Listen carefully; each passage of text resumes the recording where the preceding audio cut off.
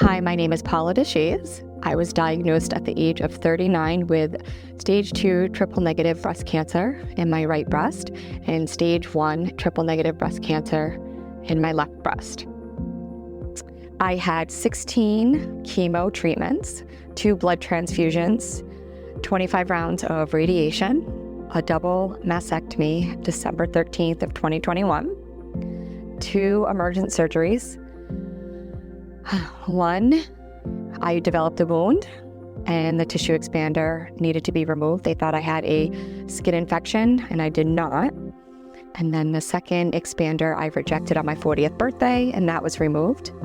I had a total hysterectomy in November of 2022. I had Keytruda infusions from January to June of 2022. I am also positive for the BRCA1 gene. My current status today is, as of this October, I will be 3 years cancer-free from imaging, although daily I still struggle with side effects from chemo and radiation. I would like to thank Dr. Wax, my medical oncologist from Dana-Farber in Boston. I call her my savior, as when I developed a wound from my tissue expander that I thought I was being neglected from the plastic surgeon, she was able to get me in with dermatology, and I continue to see her every 6 months. Also, Dr. Ray, my breast surgeon. When I needed to go up to Boston for a second opinion, they were able to get me in right away. I would also like to thank the dermatology team up in Boston and all of the nurses that were at all of my sessions. Being in the She Rose program, I have benefited from many things. I am able to heal. I was able to draw my wounds with SCART and describe them in different colors, making me feel as though they were not there, that they don't define me. Story crafting, I was able to write my story in small phrases and sentences. But I was able to get it all out and just the healing process. I have also been able to open up with the She Rose program and meet other women who have similar stories or struggles or battles. Anyone thinking of joining She Rose, I would say go for it. Everybody has a different reason to join or something that they're going to get out of it. For me, it was healing, meeting others, being able to not let my self-image define the person that I am, to write my story. Everybody has a different reason to join, and I would just say go for it. My name is Paula Deshaies, and this is my story. Hi everybody, I'm sitting here with Paula Deshaies, who is part of the Gloria Gemma She Rose class of 2024. How are you today? I'm good. How are you? Good. You look beautiful. Thank you. I feel beautiful. You should, and you are. How did today's makeover and photo shoot and experience go for you so far? It went great. I feel like a new woman. I feel beautiful. I can't wait to see the pictures. How long has it been since you've treated yourself to something that makes you feel beautiful like this? You know what? I don't even know. It's been a really long time. Do you feel like you forgot that you are in there? Yeah, sometimes. Yeah. Yeah. And sometimes I think it takes others to just remind you and not lose sight of that. So I'm hoping today has done that. I mean, because I can see it in your eyes, and it's just this beautiful, warm glow and spark, and I can just see in your heart that you're just an amazing person. Thank you. How long ago were you diagnosed with cancer? I was diagnosed on May 7th of 2021. Mm-hmm. This October will be 3 years. Oh, and are you still in treatment? No. Oh, that's good. This October is 3 years cancer-free. Oh, that's really good. Yes. Oh, that's wonderful. And how are you feeling? Do you feel like that's behind you? I feel like that's behind me. I do live with daily side effects, neuropathy, some depression, but I just take it day by day. But the whole cancer part, I've done everything that I could to try to prevent it from reoccurring, coming back, especially having the BRCA1 gene. So I feel good, and I feel like this program has helped me get behind. Good. Do you have family members who've been part of this journey with you? Like supporting me? I guess like a children or husband or anything like so. Yes. So my immediate family, which is my husband, my son, and my daughter, had been my rock. My daughter went to all my chemo sessions, all my appointments. How old is she? She is 24. So she was an older child when she went through those appointments with you. Okay. Yep. And then my son was just entering high school when I was diagnosed. But there were times where I would say some things and I was upset, nothing bad, but he would always just encourage me and tell me that everything was going to be okay. And then my husband, I could go on and on, caretaker, sole provider. He was a nurse with, just everything. There's multiple people I can think. Okay, well, what's your husband and children's name? Let's start with that. Okay, so my husband is John. John, I just want to say thank you. Not all men step up to the plate when it comes to standing by a cancer-diagnosed woman. So, yay, John. My daughter is Kayla, okay. And my son is Devin. Well, I'm really happy to hear this part of your story. There's a lot of people who just don't have a very good, strong support system. And I don't know if the family member, do they recognize how important their role has been for you? I don't know. Well, I feel like they may, but I feel like maybe they don't. Because you say thank you so much that maybe they just don't understand that how much it really does mean to me. Did you want to say a little message to them, just to express that sentiment? That I love you guys, and I thank you so much, and it is so appreciated. Even if you don't feel like it is, it means the world to me. Oh, it's wonderful to hear. So with this program, what was the deciding factor as to why you signed up to be part of Shero's program? I feel like there are multiple. I met a friend from a friend who was in the program last year who introduced me to Maria. Okay. She's amazing, right? Yes, she's amazing. Although I knew her slightly because my son played hockey with her grandsons. It's a small world, right? But I was dealing with a lot of self-image issues, depression. I had done the Beyond the Scars photo shoot, which was very nice. It was very awkward, and then I was just like, I felt like a model. Yeah. And then from there, I just got introduced to more programs, and Maria was like, you should really, really apply. I'm so glad. And I did, and I'm glad I did. Do you think we're going to find out someday that there's lots of Marias, like that she has, because every day that I open up the Gloria Gemma, Facebook feed, there's 1,000 events that she's at, and so I'm like, what if she has more than one of her? I don't know. And we say that's how she does it. She must be cloned. I don't know, but she's amazing. And I know there's so many people behind the scenes and everything, but she's just been the one, I've had a lot of contact with. Yeah. And well, you could tell. I mean, it's an amazing family and team of people, like you said. And but she. I mean, it could be 7 a.m. She's texting us back, 10 o'clock at night on a weekend. I don't know if she ever sleeps, but So this little shout outs for Maria. Yes. Maria, you're amazing, and all of your team is so great. So out of the Shero's experience, was there any part that sticks out that made a real impact for you, whether it be SCART or today's makeover photo shoot or the story crafting experience? I mean, I could say something about all three of them.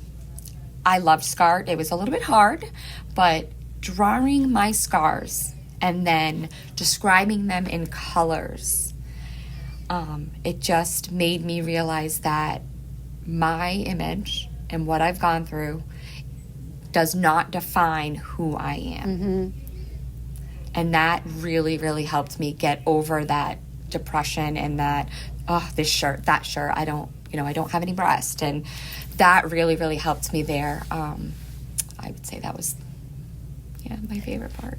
It's all my favorite part, but that was something that really just got me through what I felt like I needed to just get over. Yeah. Well, I haven't met you outside of those like 3 experiences. We had Candle Pass, SCART, and then, the Zoom meetings. But I just wanted to say, from the short time that I have met you and even sitting here with you today, I look at, there's a lot of, there's a really special aura and quality about you. And to hear that you battle with depression makes me sad. Oh. And I hope that you have been on a healing journey. And because this is your precious, beautiful life, and it sounds like you've got this great support system. So, and I know that cancer wreaks havoc and life is hard. But I really have to applaud you for taking steps to head in the right direction. And I hope this has helped a little with that. It's helped a lot. Oh, It really has, yeah. So glad to hear that. Well, we're going to be reading today a story called, or you're going to be reading your story called Imperfect Petals. Now, how did you come up with that analogy and metaphor? I just feel like because I struggled with self-image and the wounds and the healing, and I just feel like everybody's story is different. Everybody's struggle is different. I was on this role. I'm not rolled, but I was just, all right, I'm going to do everything. I'm going to have a double mastectomy. I'm going to have the total hysterectomy. But then when I rejected the tissue expanders, I felt neglected from my plastic surgeon for one. I just felt like I was just falling. Because you're losing control. I'm losing control. I'm never gonna trust, or I'm never going to be able to accept my self-image, and that caused multiple other issues like the depression and the isolation, and so I don't really know. I just felt like it was like a flower falling apart, kind of. That's sort of how I came up with it. I love it. I really, when I was going through and looking at all the titles, I've never seen this title before or even the analogy of it. So I can't wait to hear your story, because I've not read the stories. I've just read the titles. Oh. So this is my first time hearing it. Okay. And here is Paula reading her story, Imperfect Petals. Thank you. A beautiful flower, striving as a registered nurse, 2 children, a husband, 2 dogs, 2 goats, and a new home. Standing in a mangled field, flowers falling from their stems, colors fading, dried out, petals falling to the ground, weak, suffocating, confused. My life came crashing down the night before my 39th birthday. A pain on my right breast. I felt a lump. 3 days later, my daughter's 21st birthday, I'm at the doctor's, and orders are placed. 21 days later, my first mammogram and ultrasound. 3 days later, I'm at a breast surgeon with my husband and sister-in-law. The pain, fear, why me? May 7th, 2021, my diagnosis is confirmed. Triple negative breast cancer. All I could think about was my life, my children. Would I get to see them graduate college or get married? My husband, my mom, my niece, my siblings. I went to Boston for a second opinion with my sister-in-law. May 17th, left breast MRI biopsy. Confirmed cancer. The local surgeon was not concerned about this side. Results in positive for BRCA1 gene. June 8th, alone, COVID restrictions. In Boston, port placed, first chemotherapy session, labs, appointments, the longest day of my life. My daughter was able to attend all chemotherapy sessions after that. She was essential to my support, every appointment, and hours spent in Boston. 2 blood transfusions, double mastectomy with bilateral expanders, 25 radiation treatments, burns, multiple drains, total hysterectomy. All this to prevent cancer from returning or developing somewhere else. I've never felt like less of a woman. My husband cared for me in a way he had never cared for before, administering medications, bathing me, and showing me unconditional love. My body rejected the tissue expanders and I felt defeated. The surgeon cut necrotic tissue from my right breast. A wound developed. Was it the stitch? An infection. After 2 months of being told the same thing by the surgeon, the right expander was emergently removed. Dermatology admitted me for a rare infection, which was negative. A month later, on my 40th birthday, the left breast expander was removed due to redness and concerns for an infection. I thought, why all this on birthdays? They are supposed to be celebrated. Was it a test? How much can I take? How strong am I? My feelings got the best of me, crying, laughing, wanting to give up, depression, body image issues. I couldn't look at myself in the mirror. I had to change the shower curtain, a daily reminder of pictures I took of the wound to send to the plastic surgeon. I am healing. October is special to me. In 2021, I created a team for the Gloria Gemma 5K. I was diagnosed cancer-free through imaging. Last chemotherapy session, we made it official, and I married my best friend of 16 years, just 4 days after completing chemo. How did I plan a wedding during all of this in less than 5 months? With the help of my mother and best friend. I followed the Gloria Gemma Breast Cancer Resource Foundation on social media, saw a post for a photography session, and was one of the contestants selected. I displayed my scars in a way I had never known I could. Shy, but beautiful. I felt like I was accepting my new body. A pink sister later introduced me to Maria at an event. She welcomed me with her bright smile, and I am forever grateful. I remained positive, smiling through my journey, family by my side every step of the way with their motivation. I wanted to live for my children and show them that I was strong and beat cancer. I shared my journey on social media, hoping it would help someone else that may be going through the same thing. I shared every appointment, chemotherapy session, surgery, along with the side effects and how I felt, and I continue to share today. I remind myself daily, cancer was not going to define me or the person I am today. Before the whirlwind of changes, we just moved into our second home. My son was at the end of 8th grade, entering into a pathway program out of district. He played hockey and raced all over New England. My daughter just turned 21, was working as a teacher assistant while achieving her associate's degree.